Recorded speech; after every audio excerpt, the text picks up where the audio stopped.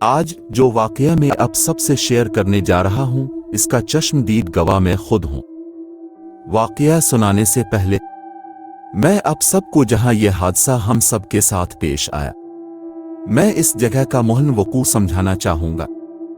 रावी का पिल क्रॉस करते साथ ही शाहदरा का इलाका शुरू हो जाता है, जो काफी गुंजान आबाद और बड़ा भी है।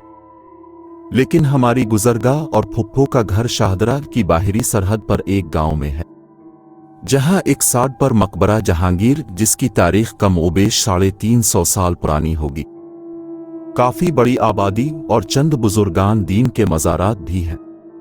लेकिन दूसरी जानिब दरिया और कच्चा हिस्सा है, जहां सिवाय दूर तलक वीरानी, खेत खलियान, सड़कुंडे, चंद एक बागात हैं। इसे पुराना रोड भी कहा जाता है। ये एक लंबी लेकिन कम चौड़ी सड़क है जो दरिया और आबादी के बीच में है और गुजरते वक्तों में बंद का किरदार अदा करती थी।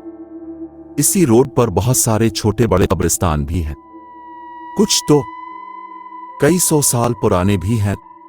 और सबसे खास बात, इस बंद मकबरा जहांगीर रोड पर लावारिस मैयतों का एक कदीम कब्रिस्तान भी मौजूद है। जनवरी का महीना था। मैं, मेरी वालिदा माजिदा और मेरा बड़ा भाई हम लोग फुप्पो के घर आए थे। सारा दिन गुजारने के बाद हमने वापसी के लिए सफन कोच की रुख्सत की, क्योंकि हम लोग भी लाहौर ही में कैंट के रिहाई हैं, तो फकत 1 घंटे से पहले घर पहुंच जाते हैं। जब हम फुप्पो के घर से निकले तो उस वक्त कोई रात 10 बजे का वक्त होगा। सर्दी शदीद थी और धुंध भी खासी गहरी। गांव की सुनसान गलियों से निकलते हुए बिल्कुल खामोशी का राज था। दूर दूर तक सिवाय कुत्ते भौंकने के और किसी जीरू की आवाज तक न सुनाई दे रही थी। गाड़ी में चला रहा था और गहरी धुंध में गाड़ी चलाते हुए मुझे काफी दिक्कत पेश आ रही थी।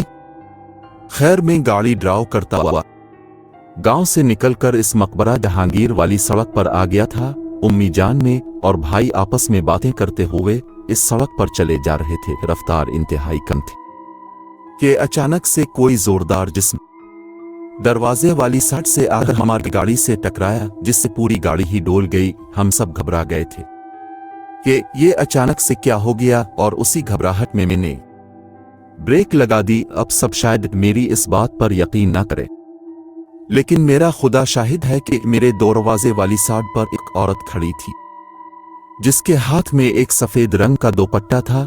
इस औरत ने खुद भी सिल्की सफेद रंग के कपड़े जेब तन किए हुए थे, लंबे काले घने बालों से इसका चेहरा ढका छुपा था।